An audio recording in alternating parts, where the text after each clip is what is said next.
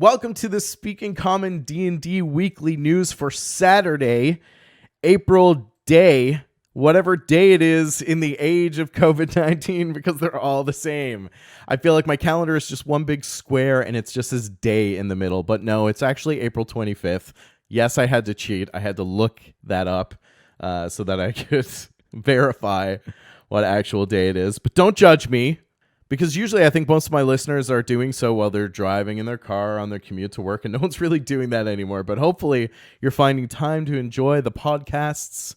It's been a little while since I've run a cast, actually, and the reason is because I kind of took things back to formula, completely rebuilt how I did things. And now I am looking forward to moving forward with a completely new approach to content. So I teased this out over my Twitter channels a little while ago and said that I'm completely reimagining my approach to content. And effectively what that means is a lot more video. I want to produce a ton more video content. I feel like there's more of an interactive touch to it. You'll see that this is a little bit of a different cast for Speaking Common. Typically I'm standing up with a boom mic in my face and now we're doing a kind of a neat little overlay. And what that allows me to do is stream live on Saturday morning. So we're coming in live today. And if you want to catch the D&D Weekly Newscast on Speaking Common Live, follow me on your streaming platform of choice. You should be able to find me there. And if not, hit me up on Twitter at @ShambazzleGames, and I'll try to correct that too. But tune in live Saturday morning. We have a little bit of I'm going to call it an interactive sandwich. We have IRL, a quick kind of bar side chat with community before we get into this segment. And then we record the news and the podcast for about an hour. And then we do more interactive chat afterwards and some game prep every Saturday morning. So between 11 a.m. Eastern Standard Time and 2:30-ish p.m. Eastern Standard Time, we'll be doing all things Dungeons and Dragons, including the D&D Weekly News Podcast. So I hope to see you there. That said, welcome back. If you're joining us, we are found on all of your favorite podcast platforms as well. If you like what you hear in the cast, please do toss me a 5-star review on iTunes, because I could really use your help getting the word out, and that's my only plug today. We're going to dive right into it. It is a bit of a new format, so hopefully we can keep it clean and this will not crash and burn. We had a lot of really new updates in the community. The www.shambazzlegames.com, my new website, is coming along really well. It's a bit of a slow work in progress because it's a hobbyist thing of mine, but I'm trying to publish at least once every day covering the D&D news. And we had a lot of really great things, and that kind of sets me up to share what I'm going to share with you in the Speaking Common weekly news every week.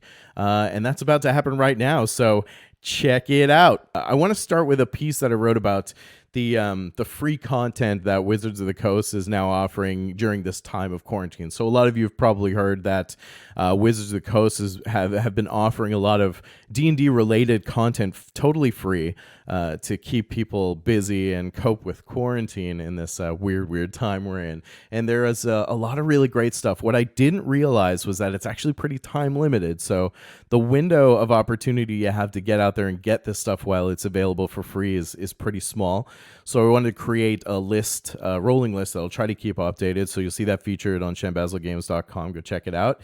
And that is where I'll keep all the content that's primarily adventure and module focused, because there are a lot of cool things like, coloring pages and other things that they're offering.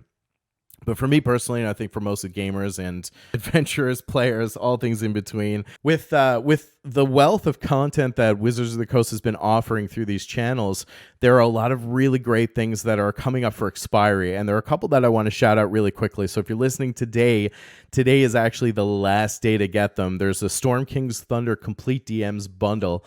It may actually be expired, but this thing houses a ton of side quests, full color maps, key maps, and adventures.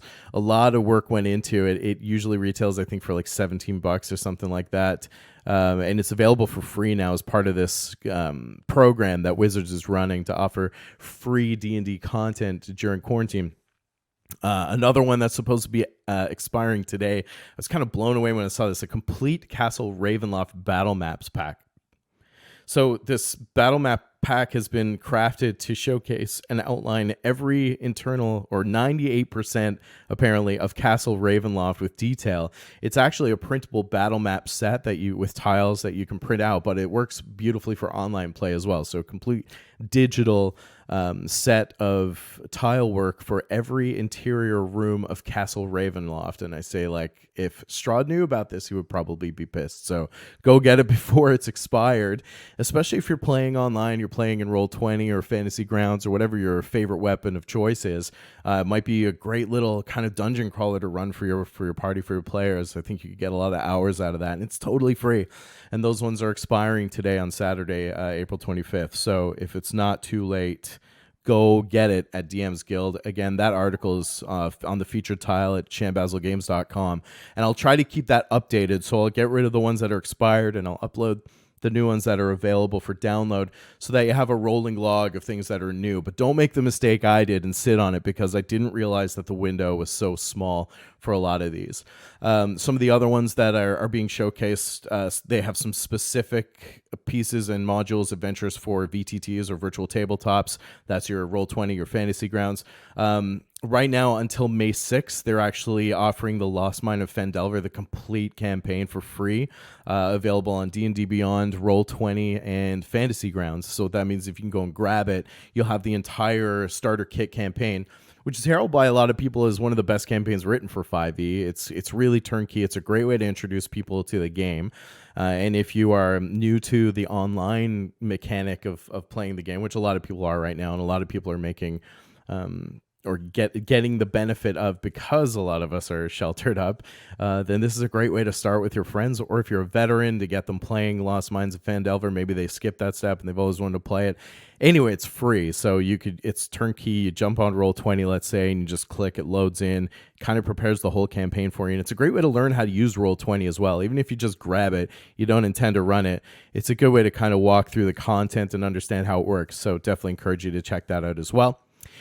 In addition to that, there is the Sunless Citadel, which was originally it was originally a 2e campaign way back in the late 80s, early 90s. And they rehashed it, or they adapted it for 5e when they released the Yawning Portal Compendium, or Tales from the Yawning Portal. So it's kind of a standalone adventure. It's a dungeon crawler. It's a great little adventure. It's also free for Fantasy Grounds, Roll20, and D&D Beyond. Go check that one out. In addition to that, and in the same vein, there's an adventure called Forge of Fury, which is also from Tales from the Yawning Portal. That's available for free until May 20th, so make sure you go and grab it if you have time. This one was actually launched in 2e back in the day after Sunless Citadel, so there are two dungeon crawlers that can easily work back to back.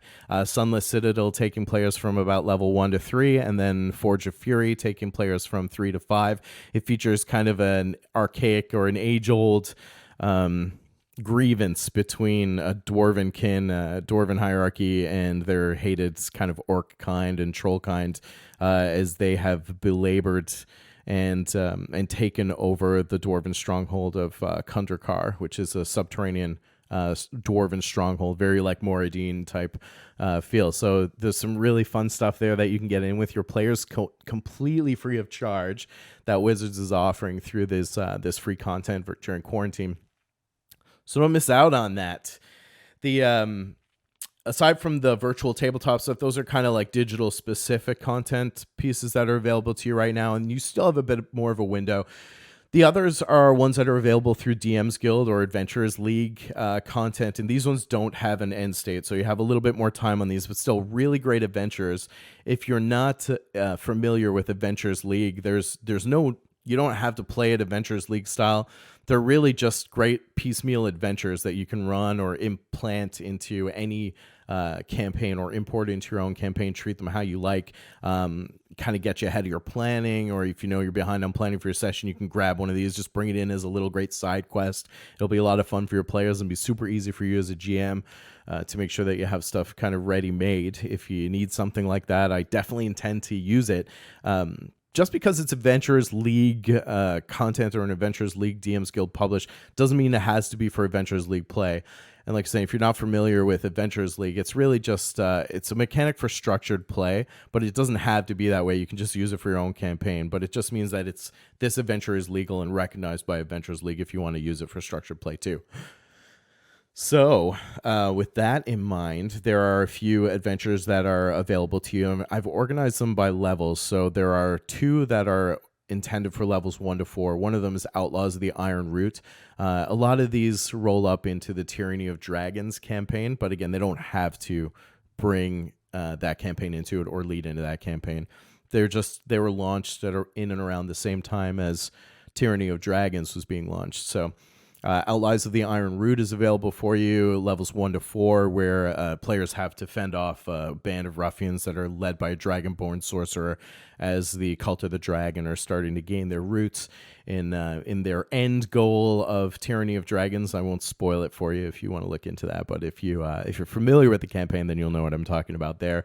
The second one available is Tales, Trees, Tell, and that's also geared towards levels 1 to 4, so you can lead one into the other very easily and pretty much have almost like a Lost Mines of Phandelver length micro campaign there for your players too. That's also set near Flan, where most of the action takes place for Tyranny of Dragons, where adventurers it's a little bit more of a diplomacy play where you're trying to broker the peace between the denizens of Flan and the area, which is fairly embattled and kind of being scrutinized for takeover by a number of different factions, and the elves of the Quivering Forest, which is nearby. So there's a lot of tension and diplomatic tension there that the players have to navigate. So it takes it from something that's a little bit more combat oriented to something that's a little bit more political intrigue oriented.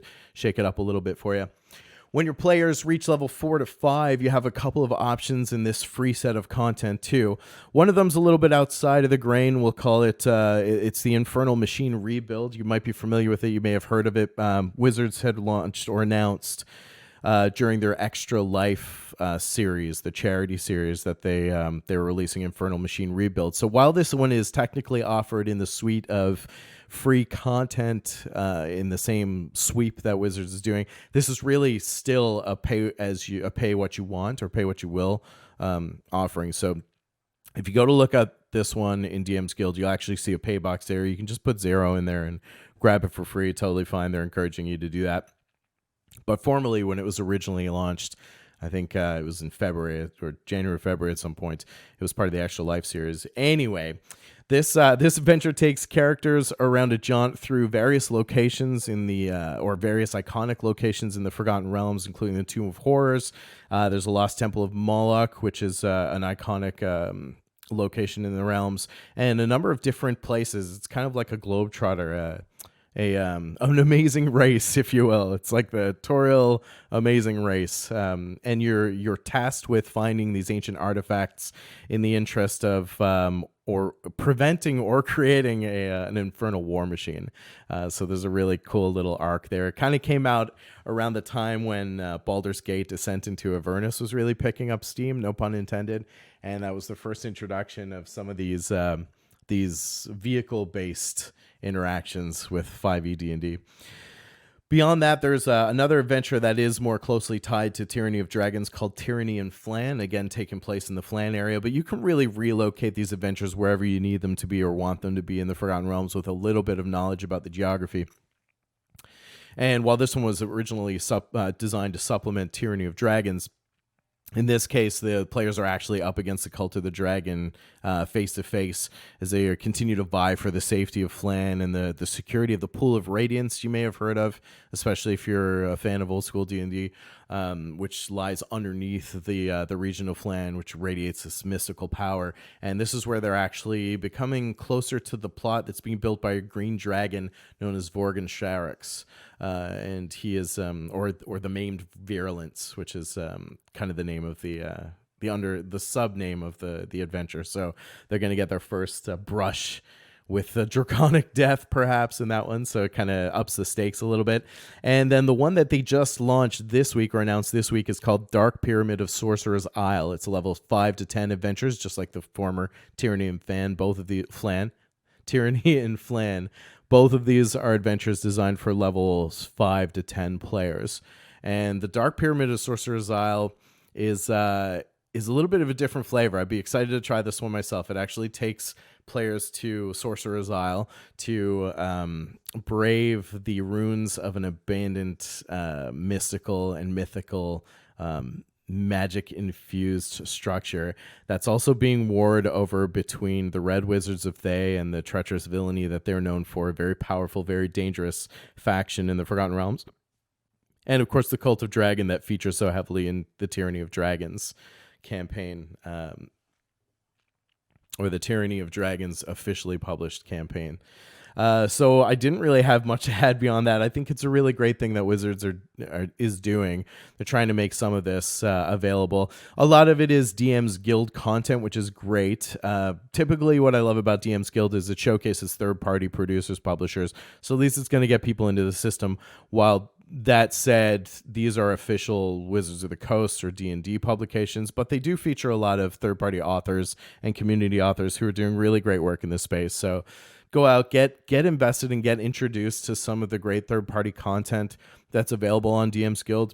Personally, I'm a big fan of the adventure modules and the story hooks and things like that, some of those resources. I don't go too heavy personally into things that are mechanic-based because I don't do a lot of third-party homebrew ruling in my games. I like the mechanics the way they are. I want my players to know that the game that they're expecting to play is the game that I'm playing. So I don't bring in a lot of third-party rules changing content, but I am a big fan of the adventures, the quests, the hooks, and the lore, because that's just fun things for your players to do with the mechanics that are outlined for them in 5th edition Dungeons & Dragons. So encourage you to check it out.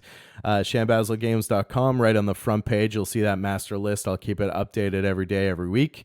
And it can be your go-to place to know and find out when this free stuff is coming up. And I'll have a little summary about what each one is, so you can take a look at it and decide, pick and choose what you want to go, and just click right through and download it. Super easy. So don't miss out on that opportunity. I missed out on a lot of the earlier stuff because I thought, you know what, I can go back and I'll just get it later.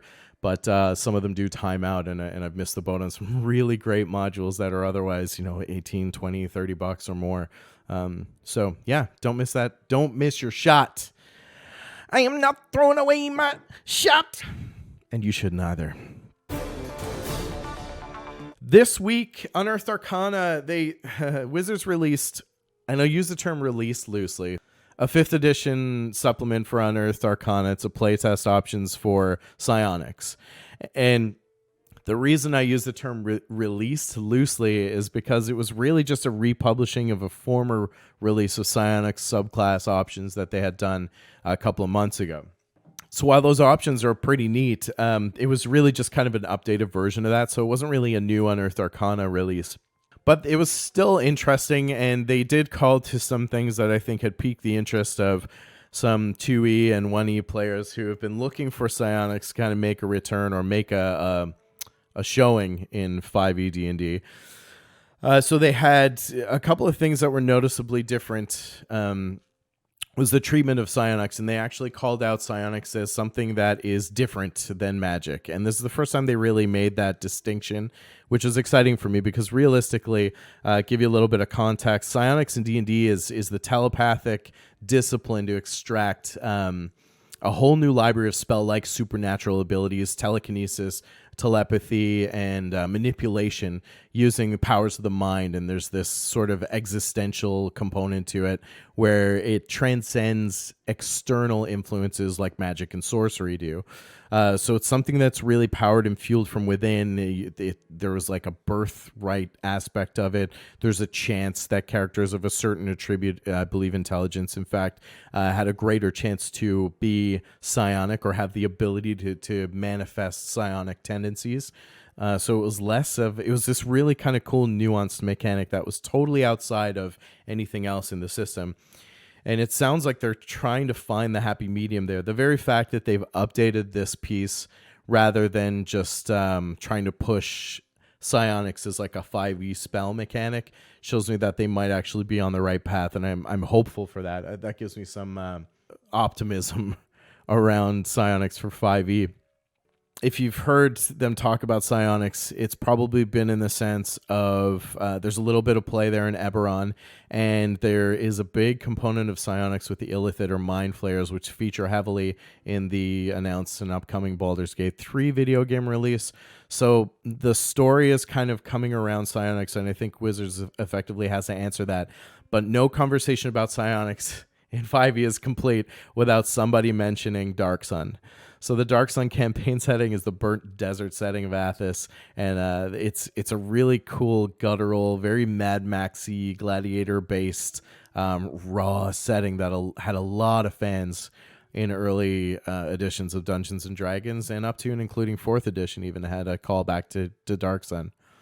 So myself included, a big fan of the setting. It's just a welcome change from your hack and slash fantasy, woods and elves and magic swords, which I love greatly, and dragons and all that good stuff. But it's nice to change it up once in a while, and I think Dark Sun represented that for a lot of players.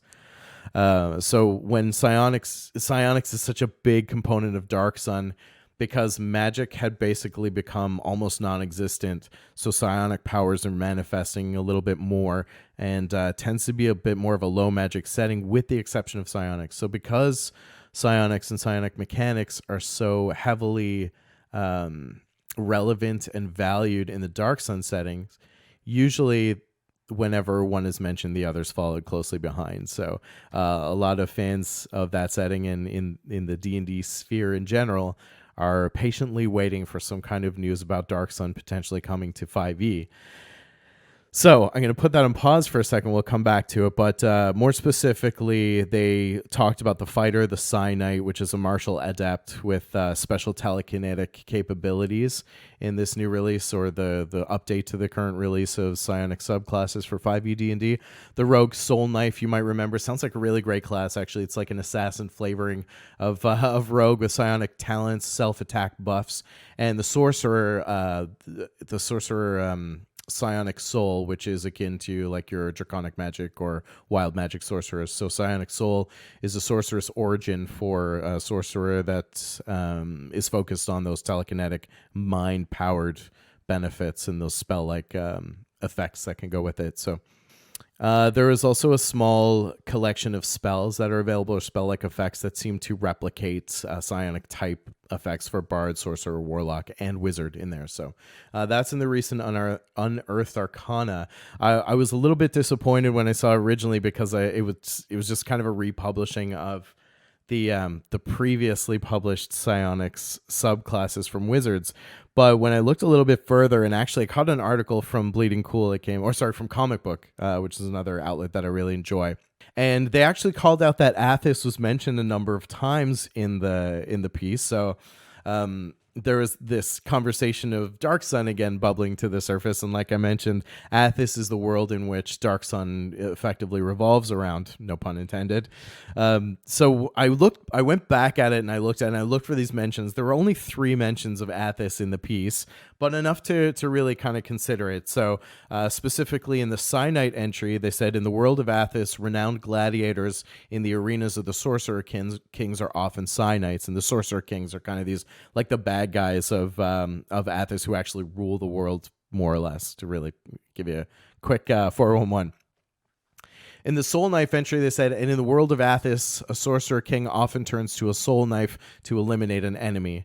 And then finally, in the Psionic Soul Sorcerer's origin, they said, and in Athos, more sorcerers are born with a Psionic Soul than with any other source of power. So, of course, again, we had this conversation of Dark Sun bubbling to the surface, because now they were actually actively mentioning Athos, the world, and the Dark Sun setting. So, now, to be fair and objective, they also mention Eberron. They also mention other lore cues like the Illithid, the Mind Flayers, and other things that'll resonate with D&D players of a particular vintage, I'll say. But players like myself who are really pining for Dark Sun to come to the fray, it doesn't take much to get us excited when we see these types of mentions in works that are released officially by Wizards of the Coast. So we'll keep our fingers crossed optimistically. I think for me, the key is I really do want them to treat it like a separate mechanic. I was a little disheartened in the early stages when it started to seem like psionics were going to be rolled up as another spell mechanic or a subset of spells, or worse, like a school of magic. But the other thing that I noticed in this one is that they've actually removed the mention of wizards entirely, which had existed in the previous release. So they're really making that distinction that psionics is not magic, even though it has magic or spell-like effects. And they've mentioned a couple of times in the publication that sometimes psionics are just psionics, and sometimes psionics have magic-like effects, but they've intentionally pulled out the wizard options from there. So they're clearly drawing a line in the sand. Again, no pun intended. To really differentiate between what psionics is and perhaps what it isn't in 5e. So to me, that might cue that they're actually going to handle it in a way that I would hope they would, which is treating psionics as its own mechanic, as its own subset of the rules with different systems and different checks and different capabilities, and not be inherently tied to an already existing class or subclass. We'll look to go a little bit deeper on Dark Sun, the world, and talk about the setting. I know it's not the only one that a lot of people are looking forward to. You'll often hear Spelljammer in the same breath. You'll often hear conversations about, what else is that? Like Greyhawk, like an official Greyhawk, although Wizards seem to be leaning more to melding Greyhawk into the Forgotten Realms setting. So there are fans of a lot of different lore settings and campaign settings that people are just waiting for. Of course, we just got Eberron officially. We have a lot of stuff coming down the pipe from the Magic the Gathering multiplane setting like Ravnica, and we have Theros coming soon. So, and we have completely new settings that are coming out of the woodwork like Wildmount and Matt Mercer's Exandria campaign setting. So hopefully, I think they've showcased some of the peripheral, the tertiary environments that exist around D&D 5e, and I really do hope that whatever way they go, that the next officially published campaign setting or compendium has something to do with one of the traditional or classic settings that we're really kind of waiting for. And beyond that, we can only hope and keep our fingers crossed, so to speak. Next up on the D&D Weekly News, Dungeons & Dragons has, of course, enjoyed a significant rise in popularity. And even now with people being quarantined or isolated, it just seems to be a bit of a match made in heaven, if we can look for a silver lining in a situation such as the one we're facing today. It just makes sense that people are flocking to the game in a way to keep occupied, to keep entertained, and maybe discover something new, especially in an online format. So I'm a bit of a data junkie, and I kind of scoured the web a little bit for some specific and some helpful statistics to really showcase and maybe even myth bust a little bit some of the conversations out there around where D&D 5e currently sits in the market. Without doubt, 5e D&D is probably one of the most popular editions ever produced to date. There are a lot of people who will argue that, and usually they're the type who are reasonably committed to a particular edition. I've never been one to say my edition or the highway. It's all D&D to me, man. And I love 2E and I'm thoroughly in love with 5E because it's what brought me back to D&D. So it doesn't invalidate any of that, but there are a lot of people who are really, really invested in and almost to a point aggressive when it comes to defending their chosen edition. But I think it always serves to keep an open mind and pay attention to the facts around it. Now, that said, it's a lot easier for us to draw statistics and generate data today than it was, let's say, in the 80s when some of the earlier versions of Dungeons and Dragons were out. So it's not really, fair to levy the wealth of stats and data that we have today against a time when maybe we didn't have that. So, but to focus on the stats that we do have today, particularly around 5e D&D, stats that were pulled from, let me see here. Make sure I quote my sources correctly. We had Bleeding Cool actually published a really great piece that showed that the average player base, the average player is 28 years old for 5e D&D or D&D today, and 30 to 45-year-olds making up about 48% of the total player base and up. So I think that really speaks to the fact that, hey, there are still you look at people who play D&D in the late 80s, early 80s, and earlier, they're still playing today, and it's rare to see a hobby or a game have that kind of longevity. So I think that's really cool. It just shows that there are few things that we can enjoy today that bridge the gap of generations that thoroughly and that comprehensively. And more you hear stories of people playing games with their kids or starting up clubs at school. and you have, 30, 40, 50-year-olds, 60-year-olds and above who are equally excited about something, the same thing that, your tweens, your early teenagers, your young adults are equally excited about. So I think it's a win anytime we can find common ground between those generations. And I think that's something to celebrate, not be scoffed at. So roughly 16,000 campaigns were launched over Twitch and YouTube in 2019. We have consumed over 146 million hours of D&D content over sharing and streaming media services in 2019 alone. And around 50,000 users have joined the hobby in the past month. This was during the month of March, which was 25% increase over previous months. So like I said, a lot of people literally flocking to the table, both tangible and virtual. We had some other stats to speak to the growth of 5e currently and the growing population and the growing popularity of Dungeons and Dragons. Post 5e launch, sales rocketed from 41% from 2014 to 2017, and then another 52% in 2018 alone. So really kind of a hot spot between 2017 to 2019 and into 2020. A lot more players coming into the fold with 5e. On Roll20 alone, of course, a lot of people are moving to virtual tabletop settings. Some Roll20 stats that they had released in their OR report a couple of months ago showed a comparison of all campaigns across Roll20, showed D&D 5e at about 52% of all campaigns, and 54% of all users on the platform are playing D&D 5th edition for 2019. Wizards of the Coast estimates the player base has broken over 40 million players worldwide at this point, and I actually think the number is a little bit higher than that. I've seen that reported between 40 and 50 million. So I guess at that level, like give or take 10 million.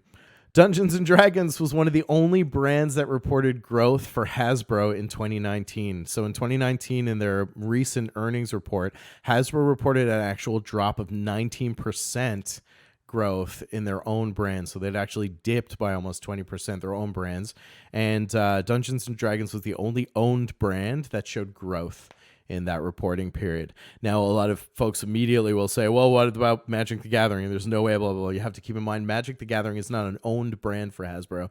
Magic the Gathering, MTG, their card game products are a franchise brand, so they don't actually calculate them in the same way. They do report them in their earnings report, but to put it simply, Hasbro doesn't own Magic the Gathering the way that they own Dungeons and Dragons and Wizards of the Coast. So that's the differentiation there. Absolutely, if we throw MTG in the mix there, then MTG definitely had a shit ton of growth. Like, they're off the charts by comparison to these other own franchises, but they don't really, it's not an apples to apples comparison. So like I said, there are always people who are going to scream, like, it's not 2E, but that's okay. I played 2E as well, and it was great. But I don't get, offended because people like 5E, and you shouldn't neither. And that is a wrap on a lot of the things that I covered in the news today. Like I said, the big one for me this week, if you do anything with this, get over to that article, shambazzlegames.com, click on the master list of free content available from Wizards of the Coast. Do yourself a favor and add it to your library, totally free. Go download it. I mean, keep the stream up, because I would love to have you stay with me. But at some point or on the side, just open another little browser. I don't care if you multitask.